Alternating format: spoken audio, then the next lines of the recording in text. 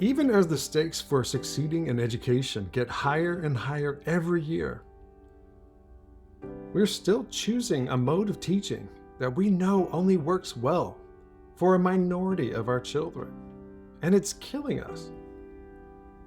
It's time to start talking about the most revolutionary option on the table: unleashing our superpower. Nothing, absolutely nothing, approaches the effectiveness of tutoring. It would be really hard to find an educational intervention that has the same rigorous research base and potential to improve student outcomes as tutoring does. Tutoring, lots and lots of tutoring. That is going to put them way, way ahead. Welcome to Tutoring the Human Superpower. I'm Giles Leeper. What would happen if someday tutoring and normal classroom teaching just sort of switched places in public schools? Tutoring became the star of communal education, and classroom teaching, it happened, but not very often. A tutoring future in which children were tutored by teachers who were tutored when they were young, and raised by parents who were also tutored when they were growing up. Tutored on everything until they learned what they needed to know, rather than until some other kids had learned what they needed to know. What would that be like?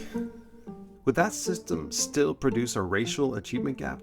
Would over half of Americans still read below the 6th grade level? Would wages still be stuck at 1980 levels for roughly half of all Americans? Nobody knows. And why not? Because it just seems too expensive and dreamy to even think about researching that question. The money. The perceived expensiveness kills interest in this question. It just seems obviously unaffordable. So why research it? But what would it cost? If there was a future society willing to spend enough money to tutor all kids from kindergarten through 12th grade, how much of their money would those people be spending on their public schools to make such a thing possible? One very famous education psychologist named Benjamin Bloom was one of the few researchers ever to ask what would happen if we tutored kids instead, before they ever had a chance to fall behind. What he witnessed in his research caused him to view tutoring as better for children than anything else in education, by far. To him, tutoring was the gold standard in education, and every other technique should be measured against tutoring. How effective is it compared to tutoring? But he also wrote that tutoring children instead would be so expensive that it would crush any society. The burden would be too much to bear. Benjamin Bloom said that he thought tutoring kids instead would cost 20 times more. But was he right? Today we're going to talk about the money. What would it actually cost to tutor every single child in America full-time? It's an important question. Because if it's really 20 times more expensive to tutor kids, then it will never happen. For me, the money question is the difference between whether we should even talk about unleashing our superpower or not. Because if unleashing our superpower is something that would only ever help highly privileged kids who can afford it, then we're talking about something that will just make inequality worse and widen the gap between children who grow up in highly educated homes and those who don't. And if that's all tutoring is, then maybe it'd be better if tutoring didn't even exist. Money is kind of a boring topic for a lot of people who care about education, but it's a very big topic for tutoring. We need to figure this out. So let's dive right in. In the 19th century, Americans increased the percent of their money that they spent on public education to over 1% of all their money. And slowly this gave every child the right to attend a primary school. Then in the 20th century, Americans gradually increased that again to 4.5%. And they gave all children the right to go to high school, to go to kindergarten, and to be taught by college-educated teachers. Now, if in the 21st century, we were to slowly transition to that tutoring future I already described, then it would cause us to increase the percent of our money spent on education to, drum roll please, 10% of all our money. In terms of 2023 dollars, that means we would be spending about $41,000 per student instead of about $16,000 per student. That's right, it's not anywhere close to 20 times more expensive. If Americans were to commit to tutoring every child full-time, then one day, future Americans would probably end up raising our education spending to about 10% of all our money. Now, full-time tutoring might be overkill. I'm not saying that's what we need to do to unleash our superpower. There's just absolutely no scientific evidence either way on that topic. But even if the science one day did tell us that the best thing for all children is for them to be tutored all the time, then if we tried to do our best for future generations, it would only force us to spend 10% of our money on public education. That is a lot less than the 20 times increase that Benjamin Bloom was estimating. It's also less than most people think, even if they aren't famous education researchers. Why? Why is it less than most people think?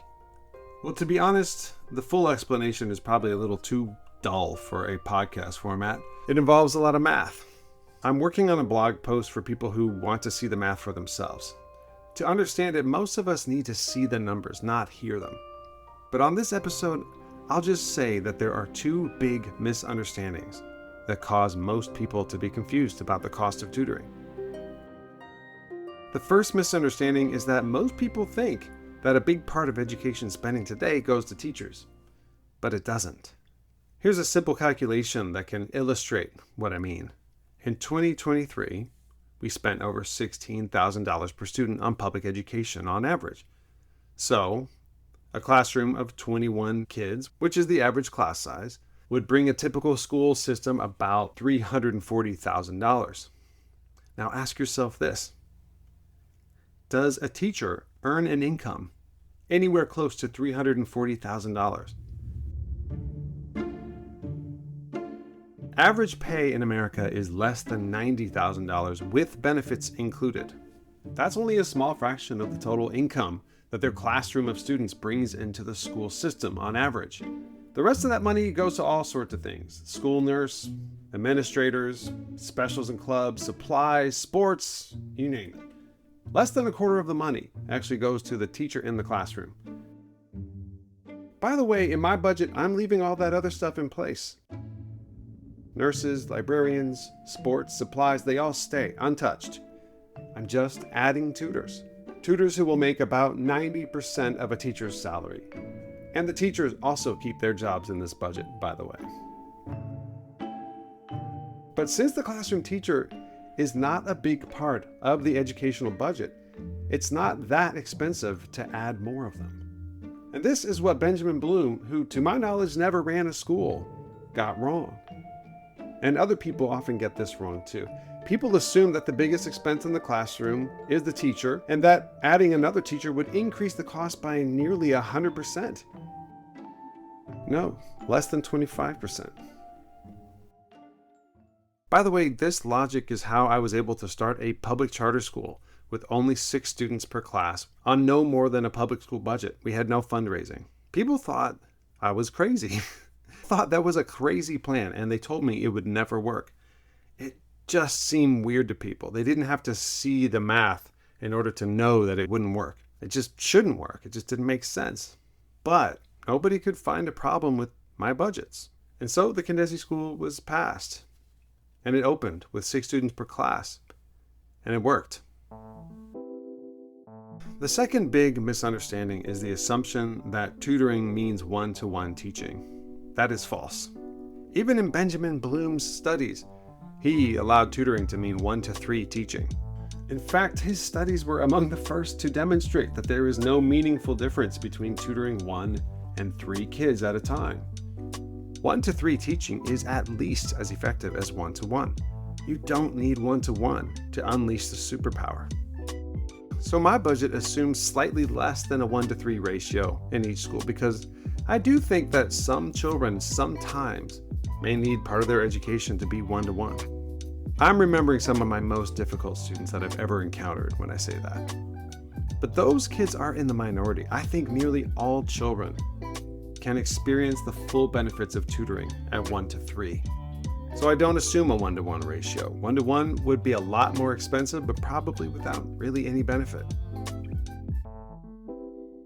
I assume the tutors would be paid about $75,000, including their benefit packages. I assume a 1-to-3 ratio of tutors to students, and I assume that everything else, including the classroom teachers, stays in place. And this brings me to less than 10% of the GDP spent on public schools in America, compared to today's less than 4%. So there you have it. In order to create a mass public education system in which all children could be tutored up to full time, we would have to spend 10% of our money on education in America, which is roughly half what we currently spend on just the healthcare of adults. Now, I know that people will tend to quibble with me on this or that assumption. This is not meant as an actual proposal for the United States of America. It is just a theoretical exercise. People quibbled with me on my Condesi charter school budgets as well. I remember one person making a big deal about the cost of copy machines being way too low in my proposed budget. But here's what I can say with absolute confidence. If I'm wrong, I'm not wrong by very much. No matter what copy machines cost in future years, 10% of the GDP in order to tutor all kids is roughly accurate. But even if 10% of our money on public education is less than people assume, it is still a lot of money. Raising spending on public schools up to just 10% strikes a lot of people as unrealistic and ridiculous, never going to happen kind of stuff. But I will come back to the, quote, realistic problem in a future episode, because that's a different topic. For this episode, I just want to point out that unrealistic is very different from so expensive that it would crush a society. In the 18th century, it was unrealistic that a nation of people who lived on the modern equivalent of just $3,000 per year would spend fully 1% of their money making primary school into fully community-supported service. But that happened. In the 19th century, we lived on the equivalent of about $5,000 per year, and so it was pretty unrealistic to suggest that any society would ever end up spending 4.5% of their money on public schools just so that all kids could have a right to a high school education in their own area. And yet, gradually, that also happened. By 1975, American communities were spending 4.5% of their money on public schools.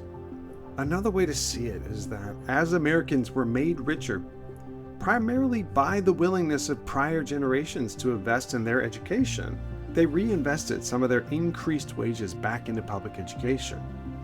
And in the context of that recent history, it just doesn't seem all that outrageous to me that in the 21st century, we might slowly and gradually, through a grassroots process of transformation, come to spend about 10% of our money on public schools so that we can finally move beyond the 20th century industrial model of public education.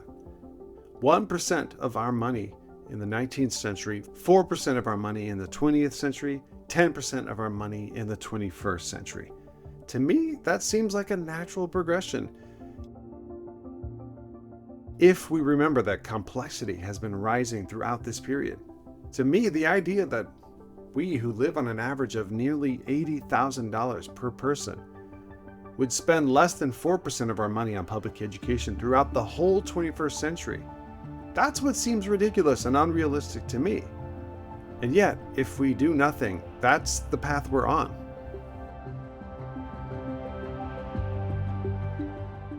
So what does all this money talk mean about what it would take to unleash our superpower? Well, like I said, scientifically speaking, nobody knows how much tutoring is optimal. It probably differs from person to person. But the exciting news is that whatever we learn in the future about tutoring, we can afford it. It might be expensive to make tutoring a communal good rather than a private one for families with resources, but it's not impossible, and that's a very big difference, especially when we're talking about the future. Admittedly, nobody's really in the mood to do that right now. For many people, education feels irrelevant to the major issues of our times. But that also was true of Americans who lived during the Gilded Age. That was a time when polarized political sides fought over everything, except for education, which they mostly ignored.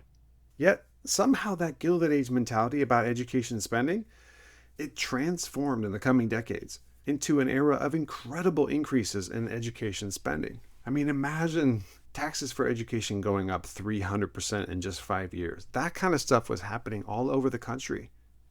Today, most social scientists agree that that change in our willingness to spend on education did incredible things for the future of the children who were invested in, which is us. So I think in order to unleash our superpower, we're going to have to go back and study and learn, how do those stingy Gilded Age Americans transform into the generous investors in public education of the early and mid 1900s? Maybe that old willingness to invest ridiculously in children is not dead. Maybe it's just asleep. And maybe if we study how they did it before, we can find a way to wake it back up. Thank you for listening. And I have a question for you before you go. If your community had been willing to invest $41,000 per year on you so that you could be tutored full time, would that have been good for you?